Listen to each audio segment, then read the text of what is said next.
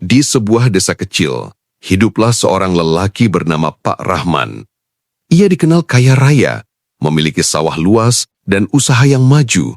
Namun sayangnya, kekayaan itu membuatnya lupa diri. Salat sering ia tinggalkan, masjid jarang ia datangi, dan nasihat agama selalu ia anggap sebagai omong kosong. Masih muda, nanti saja bertobat kalau sudah tua. Begitu katanya setiap kali diingatkan. Hari demi hari berlalu, usia Pak Rahman terus bertambah, rambutnya mulai memutih, namun hatinya masih keras. Hingga suatu malam, tubuhnya tiba-tiba lemah, nafasnya sesak, dadanya terasa berat. Ia dilarikan ke rumah sakit. Di atas ranjang, Pak Rahman mulai gelisah. Matanya menatap langit-langit kamar, pikirannya melayang pada masa lalu. Ia teringat sholat yang ditinggalkan, zakat yang diabaikan, dan kesombongan yang sering ia pamerkan. Air matanya menetes. "Ya Allah, aku salah," bisiknya lirih. "Jika Engkau beri aku waktu, aku ingin bertobat." Namun saat itu, suaranya mulai melemah. Lidahnya keluh, nafasnya tersengal. Ia ingin mengucap istighfar, tetapi terasa berat. Waktu yang dulu ia sia-siakan, kini tak bisa ia beli dengan seluruh hartanya. Beberapa saat kemudian, monitor jantung berbunyi panjang. Pak Rahman telah pergi, membawa penyesalan yang tak sempat terucap sempurna. Keesokan harinya, rumah megah itu dipenuhi pelayat. Hartanya dibagi, namanya perlahan dilupakan. Yang tersisa hanyalah amalnya dan penyesalannya. Beberapa hari setelah pemakaman Pak Rahman, anak sulungnya, Ahmad, duduk termenung di teras rumah. Ia teringat wajah ayahnya di detik-detik terakhir. Mata yang ingin menangis, bibir yang seolah ingin berucap sesuatu namun tak sanggup. Ahmad membuka lemari ayahnya. Di sudut laci, ia menemukan sebuah buku kecil yang lusuh. Ternyata buku itu adalah Al-Quran, penuh debu dengan halaman yang jarang dibuka. Di dalamnya terselip secari kertas bertuliskan tangan ayahnya. "Jika aku mati sebelum sempat berubah, jangan ulangi kesalahanku. Jangan tunda taubat seperti aku menundanya." Air mata Ahmad jatuh. Ia sadar, ayahnya sebenarnya ingin kembali, tetapi terlambat menyadarinya. Sejak hari itu, Ahmad mengumpulkan keluarganya. Mereka sepakat menjadikan rumah itu berbeda dari sebelumnya. Azan kembali berkumandang, sholat berjamaah ditegakkan, dan sebagian harta ayahnya disedekahkan atas namanya. Di masjid desa, Ahmad sering berdiri setelah sholat dan berkata kepada jamaah, "Jangan tunggu sakit untuk mengingat Allah. Jangan tunggu ajal untuk menyesal. Ayah saya memberi pelajaran tanpa kata-kata, lewat kepergiannya."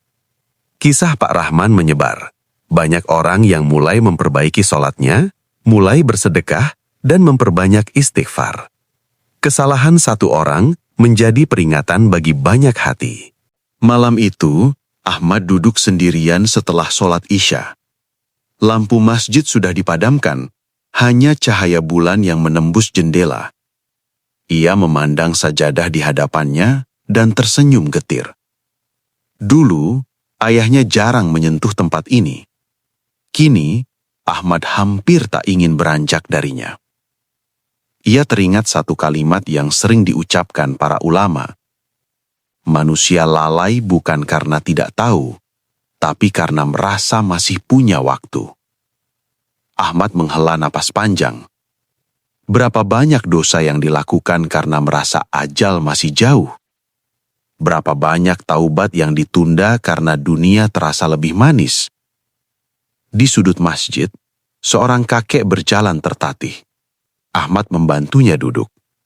Kakek itu berkata pelan, "Nak, dulu aku menunda taubat seperti ayahmu. Sekarang aku hanya berharap Allah masih menerimaku." Kata-kata itu membuat Ahmad terdiam. Ia sadar, tidak semua orang diberi kesempatan kedua, dan tidak semua orang wafat dalam keadaan sempat memperbaiki diri.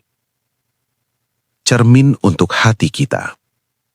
Jika hari ini Allah masih membiarkan kita terbangun, itu bukan tanda kita suci, tetapi tanda Allah masih memberi kesempatan. Jika hari ini kita masih bisa meneteskan air mata karena dosa, itu bukan kelemahan, tetapi tanda iman masih hidup. Jangan tunggu hati mengeras. Jangan tunggu dosa terasa biasa. Karena saat dosa tak lagi membuat kita takut, itulah tanda bahaya yang paling nyata. Waktu berlalu. Ahmad kini semakin terbiasa hidup dengan kesadaran bahwa setiap hari bisa menjadi hari terakhir. Namun takdir tetap berjalan sesuai ketetapannya. Suatu sore, di desa yang sama, seorang lelaki terbaring lemah. Bukan Ahmad, bukan pula orang tua. Ia masih terlihat kuat beberapa hari lalu. Tapi kini, nafasnya tersengal.